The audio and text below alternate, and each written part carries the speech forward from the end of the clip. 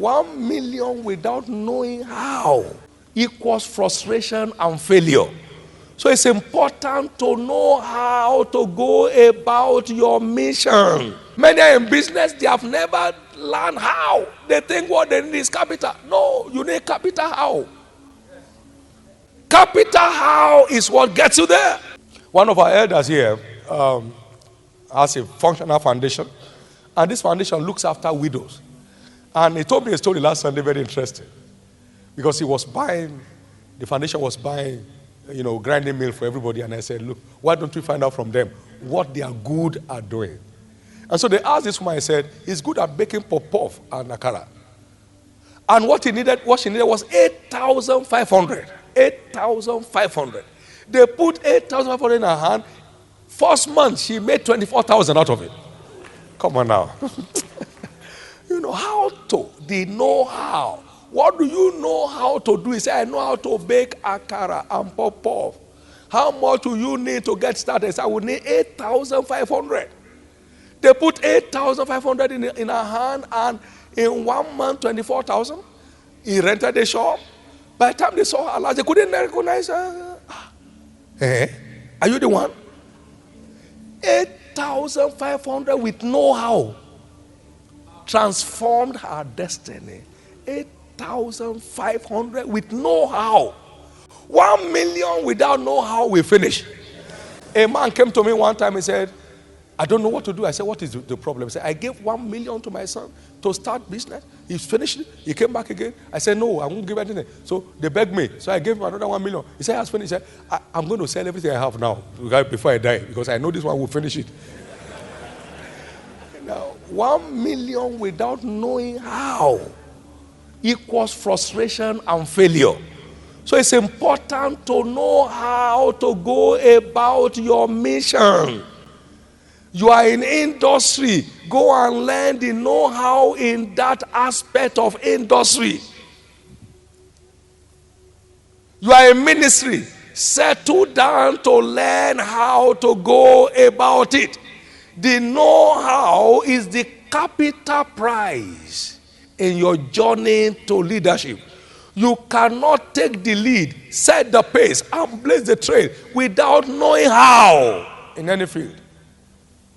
You cannot. And that takes time, like I have always illustrated. You have asked yourself, what do you want to study? And the son said, I want to be a medical doctor. And he was telling you that story when he was going to secondary school. Now he has 6 years ahead of him, isn't it? In his process of learning how. Now, this boy knew that he was going for medical profession or medical training in primary school. And now he needs 6 years in secondary schools, and he needs to be directed. You better face anything science, because that's the only way to get into medicine. Now he leaves that one to now go to this university for 7 years. That's equal 13 years. He goes for 1 year house job or internship or whatever, and that makes it 14 years. Now, he knew where to go in 7 days. He needs to learn how to start going there in 14 years.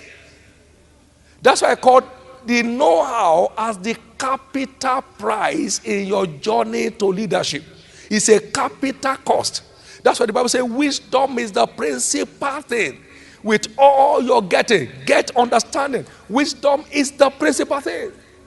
And what is wisdom? I've tried to define it from the mouth of Jesus. In Matthew 7, 24 and 25, wisdom can be defined as the acquisition, an intelligible application of knowledge. Acquisition, an intelligible application of relevant knowledge. Acquisition, an intelligible application of relevant knowledge. Acquisition, an intelligible application of relevant knowledge. Now, what I mean is this.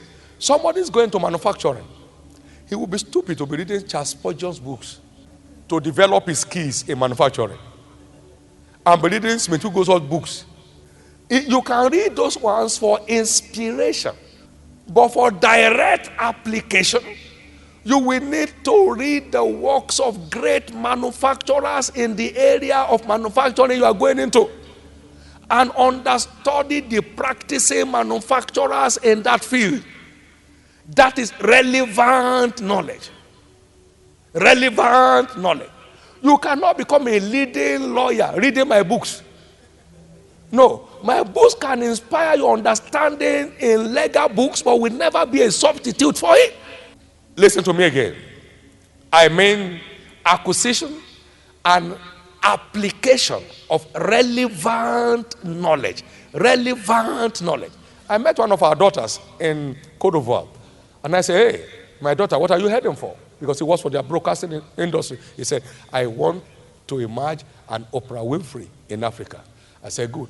Have you ever read anything about Oprah Winfrey? Have you ever read a book about her or from her or by her? She was looking at me.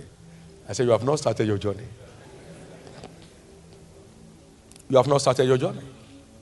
Acquisition and application of relevant knowledge. That's wisdom. Wisdom is not common sense.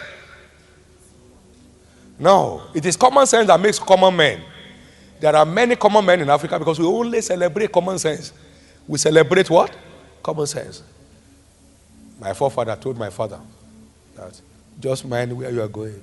You will get there.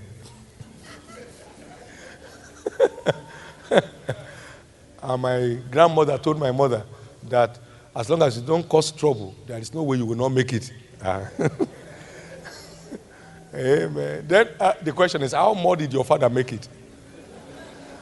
And your grandfather who propounded the theory, what did he invent?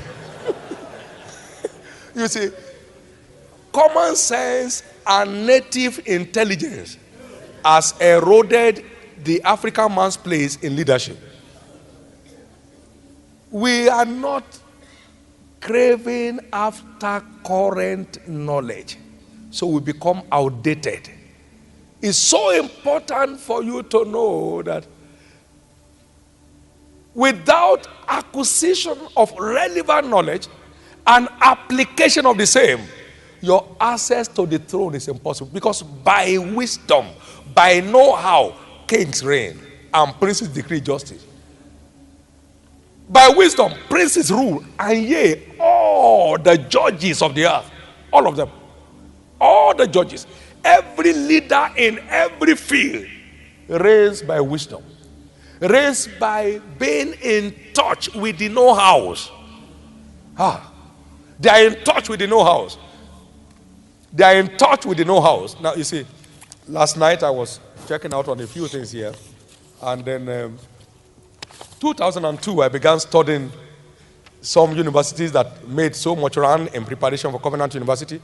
And then I went to Princeton, went to Harvard, Yale University, California Institute of Technology, Massachusetts Institute of Technology, Stanford University, University of Pennsylvania, Duke University, Dartmouth University. Now, those are the first 9 leading universities in the world by 2002 rating.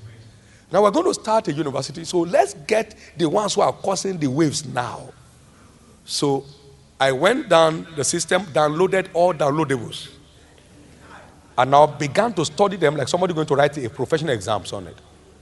I studied them to a point that I knew where Covenant was going.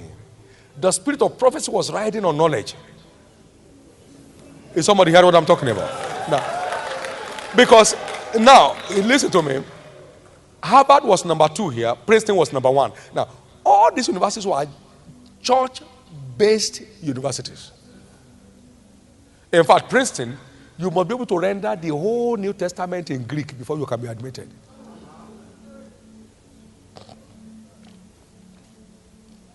Now, so, one, it strengthened my confidence that we are on course. 2, it enlarged my capacity to think outside the box. The force with which I confronted NUC, nobody has ever done that in their life. Because I have found how it runs, and I know it has to be run based on vision, or it will die with time. As at that time, Yale was 274 years old. Harvard was 366 years old. As at that point in time. And for them to still be relevant, let me find out how it is running. And I'm sure you like to hear the good news. Last Sunday, I announced it in church that the African Union Higher Education Rating Platform, which started doing their work since February this year, came out with their result last Saturday, got it through our system. Covenant University is number 7 in Africa in only 8 years. And by that rating, number 1 in Nigeria. It came out just last Saturday. They did a selection of, they selected some pilot program appraiser for, on an international scale grading for universities in Nigeria. And 2 universities made A in it, Covenant and another, in this country. This month, November, Nigeria is to be represented in an European Union, African Union Education Development Forum. And 2 universities are to go there this November, Covenant University and one other.